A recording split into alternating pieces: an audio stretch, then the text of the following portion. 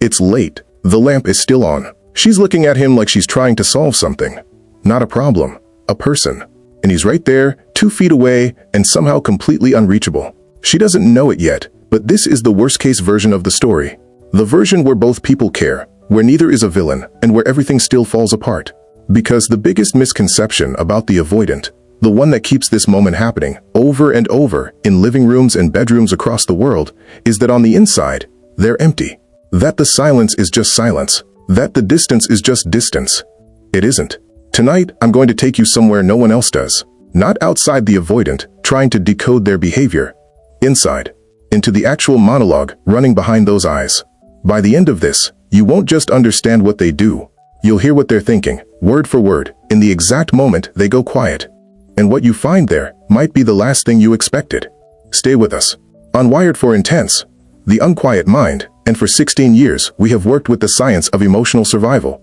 Specifically the ways our nervous systems learned to protect us from love long before we were old enough to question whether that protection was still necessary. What most people believe is that the avoidant pulled away because something switched off. That the silence that follows a hard conversation means they've closed the case, filed it away, moved on. But here's what's actually happening in that silence. His inner monologue, right now. I know I should say something. I know what I did. I've been turning it over for 3 hours. Every angle, every version of how I could bring it up, every way it could go wrong, and it always goes wrong in my head. So I say nothing, and I know how that looks. I know. That's the monologue you never get to hear. That's not emptiness. That's a mind in overdrive, with no exit. The avoidant isn't disconnected from the moment you're sharing. In many cases, they are more activated by it than you are. They feel the weight of what was said, what wasn't said, what they saw across your face. They replay it. They rehearse corrections. They write apologies in their head that they will never send. The problem isn't absence of feeling. It's the complete absence of a safe pathway for that feeling to travel. This is the paradox at the center of every avoidant relationship. The more they feel, the quieter they become. The stronger the internal reaction, the more sealed the exterior gets. And understanding why that seal forms, not just that it exists, is what changes everything about how you read the silence. Because for someone who learned early that emotional exposure ends in some form of loss, rejection, ridicule, the slow withdrawal of the person who was supposed to stay, silence isn't coldness. It became the only form of self-protection that ever worked. Not a wall, a scar that hardened into one. So in this video, we're not going to analyze the avoidant from the outside. We're going to go in. We're going to follow the actual thought process, the guilt loop, the rehearsed apology, the moment they almost reached out and didn't, and trace exactly where it breaks down and why. Because if you can hear what they're actually saying in the silence, you'll finally know what you're actually dealing with. To understand who he is now, you have to go back to who he was then. A child in a house where love existed, but arrived unpredictably. Where needs were either ignored or met with tension. Where the emotional temperature of the room could shift without warning, and the safest response was to stop generating heat altogether. Nobody sat him down and taught him to suppress. It happened more quietly than that. He reached out, and nothing came back. He showed something tender, and it was either dismissed or used against him.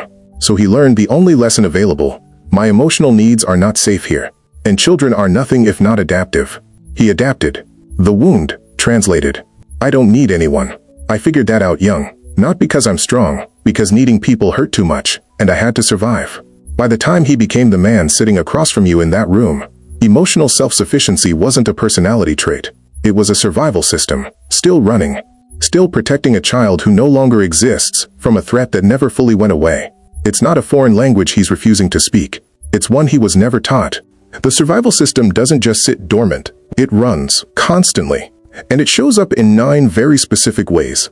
Patterns so consistent across dismissive avoidance that once you see them, you can't unsee them. The important thing to hold on to as we move through these is this. None of them are character flaws. Every single one is a logical output of the programming we just described. The first thing you'll notice is that he makes decisions without factoring you in. Not out of cruelty, because his entire nervous system was trained to operate alone. Including others in the calculus feels foreign, almost dangerous, like an opening he doesn't know how to manage. Closely related to that is low relational motivation. He doesn't pursue closeness the way you do. Connection doesn't register as a need that requires filling. It registers as a variable he can do without. He was taught to do without it a long time ago. Then there's the flaw finding. The way he can identify, almost on instinct, what's wrong with a relationship, a person, a future. This isn't cynicism for its own sake. It's a protection mechanism. If he can locate the reason this won't work, he never has to risk finding out. He values independence above almost everything. And here's where it gets complicated. He projects that value onto you. He assumes you want space the way he wants space. He gives distance as a gift, not knowing you experience it as abandonment. And yet criticize him, and he feels it deeply. Compliment him, and he deflects or dismisses it entirely. That asymmetry isn't inconsistency. It's a nervous system that was never taught to receive, only to brace. When he needs to decompress, he turns to things. Projects, objects, systems, work. Not people. People require something back. Things don't. He expects little from others, not because he thinks poorly of them, but because expecting nothing means nothing can be taken. Low expectations are just advanced grief, built in as a default. When emotion enters a room, he reaches for logic, analysis, structure. Not because he doesn't feel, but because logic was the only tool that ever made the feeling manageable. And underneath all of it, buried deep, is something that surprises most people. He wants harmony. He wants peace between you. He wants something that feels like closeness. He just needs it to never feel like a trap. The software, speaking, I'm not trying to shut you out. I'm trying to stay in control of something. I don't even know what anymore. I just know that when I lose that control, something bad happens. It always has. This isn't a man who doesn't want to love you. It's a man whose entire operating system was built to make love feel like the most dangerous thing in the room. He knows. That's the part nobody tells you. In the hours after the argument, after the silence, after he watched you walk out of the room, he knows exactly what he did. He's been replaying it since the moment it happened. The guilt is there. It arrived fast, and it went nowhere. Because for the avoidant, guilt has no natural exit. In most people, guilt creates pressure toward repair, toward the text, the apology, the conversation that closes the loop. In him, guilt creates pressure in the opposite direction. Inward, downward, into withdrawal. Here's why. The moment he considers reaching out, shame moves in right behind the guilt. And shame doesn't say fix it. Shame says if you show her this part of you, the part that got it wrong, the part that's uncertain, the part that needs something, she will use it. Or leave. Or look at you differently in a way that can never be undone. Inside the loop. I've thought about what I'd say. I've written it out in my head a dozen times. But every version ends the same way, with you confirming something I can't come back from. So I say nothing, and I hate myself for it. And then I say nothing about that too. The desire to repair is real. The fear of your response is louder. And in that standoff, fear almost always wins. Not because he doesn't care, but because caring this much with no safe way to show it produces paralysis, not action. So when you look at him and see nothing, no message, no reach, no acknowledgement, understand what you're actually looking at. His silence is not empty. It's full. It's overloaded, and it has nowhere to go. The apology exists. It has existed for days. He's written it in his head more times than you've checked your phone waiting for it. Adjusted the opening, softened the tone, moved the timing. Morning felt too abrupt. Evening felt too loaded. He waited for a version that felt safe. None of them did. Because every rehearsed version eventually reaches the same moment. Yours. Your response. And that's where the whole thing collapses. What if you've already moved on, and his reaching out only reopens something you've managed to close? What if your reply is cold? Not cruel, just distant. And that distance confirms the thing he fears most. That he no longer matters enough to warrant your warmth. The rehearsal. Mid-collapse. What if I say it perfectly, and you say nothing back? Or worse, what if you do reply, and I can tell you're already gone? I'd rather not know. I know how that sounds. I hate that I'm like this. So he stays silent, not to punish you, to protect himself from the confirmation of his deepest fear. And in doing so, he guarantees the very outcome he was trying to avoid. The distance he feared most, he built it himself, one unsent message at a time. This is where it stops being emotional and becomes biological. Because what happens inside him when feeling enters the room isn't a choice. It's a firing sequence. Years of suppressing emotion didn't make him less sensitive. It made his brain build an overdeveloped suppression system, a prefrontal cortex working overtime to contain what the rest of him is experiencing. And the moment your emotion enters the space, his amygdala, the brain's threat detector, fires. Not because you're dangerous. Because emotional exposure was dangerous, once. And the brain doesn't distinguish between then and now. Cortisol floods. His jaw tightens. His hands may go still in that particular, controlled way. His body is in a threat response, and he is trying to manage it without you seeing. Here is the cruelest part. He has mirror neurons, the same as you. He literally feels your emotions land in his body. Your worry, your longing, your hurt. He receives all of it. But without the regulation to process it, your feeling doesn't arrive as information. It arrives as impact. His body, translating you. You asked how my day was, and something in me just braced. I don't know why. I felt it before I could think it. I hate that I can't just be normal about this. Your "how was your day" feels to his nervous system like you just asked him to walk into a minefield. He knows it's irrational. He cannot override it. Now here is the part that will hurt to hear. Because everything you have been doing, the patience, the careful questions, the love languages, the effort to meet him where he is, has been registering in his nervous system as a threat. Not because you're doing it wrong, because you're doing it at all. Every time you ask how he's feeling, his system reads, incoming demand. Every time you're understanding, part of him waits for the moment that understanding gets withdrawn and used against him. Every gentle pursuit confirms the oldest suspicion his nervous system carries, that closeness is a setup, that warmth is a door that locks behind you. He is not hearing your voice. Not fully. He is hearing it layered over every voice that came before yours. The parent who needed too much. The person who got close and then weaponized it. You are saying "I love you." His nervous system is pattern matching it to every time those words preceded pain. What your love sounds like to him. The nicer you are, the more I'm waiting for it to turn. I know that's not fair to you. I know you're not them. But something in me can't stop preparing for the moment you become them. The more you love him open, the more trapped he feels. Trying harder isn't the problem you think it is. It is the problem. Here is how the cycle runs. You feel the distance and move toward him. A text, a touch, a question. His nervous system reads approach as pressure and pulls back. You feel that withdrawal as confirmation of your worst fear, that you're losing him, so you move closer again, with more urgency this time. His system reads urgency as danger. He goes further. You reach harder. He disappears into himself entirely.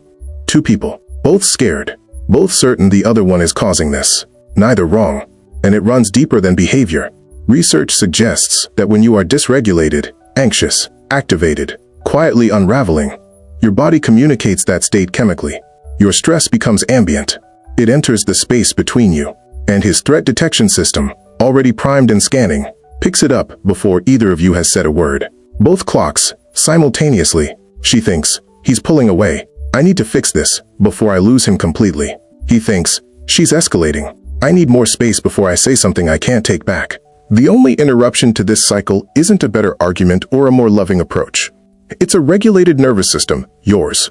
Not performed calm, real stillness. Because when you're no longer broadcasting threat, his system finally has nothing to react to. Your regulated nervous system isn't just good for you. It is the only off switch that exists for his. He's been telling you this whole time. You just weren't taught to hear it. He filled your tank without being asked. He spent 40 minutes researching something you mentioned once, briefly, 3 weeks ago.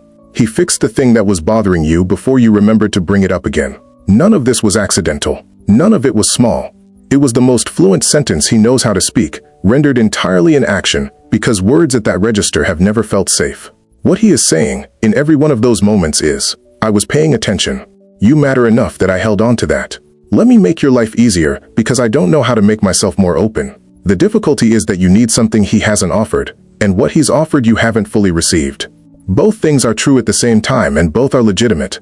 His translation, I know it's not what you're asking for, but I don't know how to hand you the inside of me, without everything going wrong, so I hand you this instead. I hope you can feel what I mean. The bridge isn't demanding he speak your language cold. It's acknowledging his first, genuinely, then opening a door small enough that walking through it doesn't feel like exposure. Not, why won't you open up, but, I see how you love me. Can you also let me see how you're doing inside? There is no lock you can pick. No perfect phrase that dissolves the wall. No amount of understanding that, on its own, earns you access to the version of him you've caught glimpses of. The one that almost reached out, almost stayed, almost let you in. But there is a door. It doesn't open with pursuit. It doesn't open with patience performed so carefully it becomes its own kind of pressure. It opens, if it opens at all, when his nervous system finally stops registering you as a threat. When the room you occupy together becomes the first room in his life that doesn't require him to brace. Secure attachment is learnable. The research is clear on this. Neural pathways are not destiny, but they only change under one specific condition. Safety that is consistent, not urgent. Small moments, repeated, not grand gestures, not ultimatums softened by love. Just you, regulated, genuinely, not performed, showing his nervous system again and again that closeness here does not end in pain. Think of it this way. When turbulence hits, passengers don't watch the sky. They watch the captain. If the captain is calm, something in the body believes survival is still possible. You are the captain. And when you are genuinely still, not suppressing your needs, but actually grounded in yourself, his oxytocin receptors, long sealed by a system built for survival, find the only opening they were ever going to find.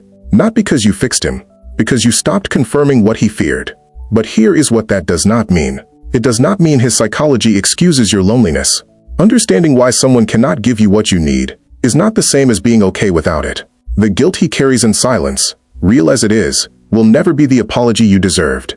Explained behavior is still behavior. A man who understands his avoidance and chooses not to work on it is still choosing. Capacity can change, but only if he decides it should. So the real question, the one this entire story has been circling, is not whether you understand him.